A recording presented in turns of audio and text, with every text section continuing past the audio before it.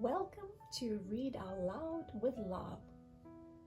Today we'll be reading a special story called Chicken Little. And our special guests, Tigrecito and Ratancito, are here to keep you company. Chicken Little. Once upon a time, there was a sweet hen named Chicken Little. She lived on a shady lane in a quiet kingdom, close to all her friends. One day, as Chicken Little walked past a big oak tree, a strong gust of wind rustled the branches. An acorn was blown loose, and it fell right on Chicken Little's head. It gave her quite a scare. "The sky is falling!" squawked Chicken Little. "The sky is falling! I must tell the king. He'll know what to do." And so Chicken Little ran down the lane towards the kingdom. Along the way, Chicken Little met her friend Henny Penny. "Hello, Chicken Little," said Henny Penny. "Why are you in such a hurry?" "The sky is falling," Chicken Little replied. "I'm going to tell the king." Could the sky really fall? Henny Penny wasn't so sure about that. "How do you know the sky is falling?" asked Henny Penny. "I felt a piece of it clunk me on the head," said Chicken Little. "That's terrible," Henny Penny chuckled. "You're right, we must tell the king." Chicken Little and Henny Penny hurried down the lane and soon saw Turkey Lurkey. "Slow down," said Turkey Lurkey. "Where are you dashing off to?" "The sky is falling," Henny Penny said. "Chicken Little told me." "I felt it fall on my head," cried Chicken Little. "And I heard it with my own ears." Turkey Lurkey thought that was just terrible, and so he joined Chicken Little and Henny Penny on their quest to tell the king. The trio ran down the road as fast as they could, and soon they came upon Goosey Lucy. "What's the matter?" Goosey Lucy asked the anxious birds. "The sky is falling," Turkey Lurkey gobbled. "Henny Penny told me." "I heard it from Chicken Little," said Henny Penny. "I felt it fall on my head," said Chicken Little. "I heard it with my own ears and I saw it with my own eyes." "Golly," said Goosey Lucy. "I always knew the sky would fall one day." "We're off to tell the king," said Chicken Little. "No time to chat," Turkey Lurkey added. "Let's go." And so Goosey Lucy joined the group, honking loudly as they ran along. Just then, Foxy Loxy stepped onto the road. "Little birdies," cried Foxy Loxy, "where are you going in such a rush? Whatever is the matter?" "We're going to see the king," Goosey Lucy announced. "The sky is falling." "How do you know the sky is falling?" Foxy Loxy asked.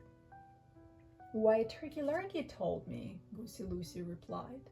"He heard it from Henny Penny, who heard it from Chicken Little, and Chicken Little heard it with her own ears and saw it with her own eyes." Foxy Loxy looked up at the sky. It looked just like it always did, and certainly didn't seem to be falling. Besides, he could always take shelter in his den if it did start to crumble. Sure that the sky was not falling, the sneaky fox decided to lure the birds to his den so he could eat them. "Follow me, friends," cried Foxy Loxy. "I will show you the way to a secret shortcut. It leads right into the castle courtyard, so you'll soon be able to warn the king." And so the birds ran after Foxy Loxy, who led them to his den. "Step through here," said Foxy Loxy. "Don't be afraid of the dark. Just follow the tunnel and it will soon pop out on the other end, right in the castle courtyard." Chicken Little and the birds looked at each other nervously. They had to warn the king, but could they really trust Foxy Loxy? Just then, the birds and the fox heard loud barking. The king's hounds were running across the field. The dogs were coming straight at them. As the birds squawked and flapped their wings, Foxy Loxy bolted across the field. Tricking the birds wasn't worth being caught by the king's hounds. The hounds sniffed the entrance of the fox's den. Then they sniffed Chicken Little and all her friends. "What are you doing here?" asked one of the hounds. "Please take us to see the king," Chicken Little pleaded. "We must tell him that the sky is falling." The hounds had never heard of a sky falling. However, the king was a very smart man, so the hounds were sure he would know what to do. The hounds led their fine-featured friends back to the castle. The birds were brought before the king, who was curious to know why they had traveled so far. "Hello, Chicken Little," said the king. "I heard that you traveled a great distance to see me." "Oh, your majesty," cried Chicken Little. "We've come to warn you that the sky is falling." "How do you know the sky is falling?" asked the king. "I felt it fall on my head," Chicken Little exclaimed. "I heard it with my own ears, and I saw it with my own eyes." "Where were you when this happened?" the king asked. "I was walking past a big oak tree," Chicken Little replied. "Then it got really windy, and a piece of the sky fell on my head." "And did any other pieces of the sky fall on you as you all traveled here?" "No," Chicken Little replied.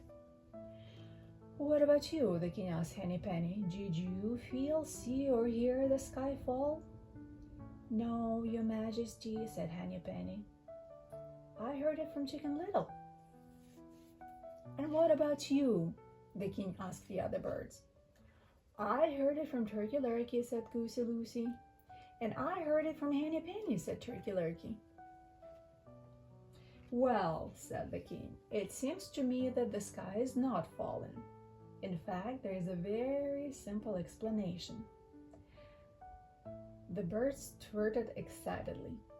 They knew the king would figure out whatever was going on. "It wasn't a piece of the sky that fell on you.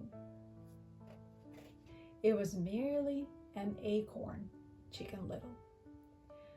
The birds could not believe it.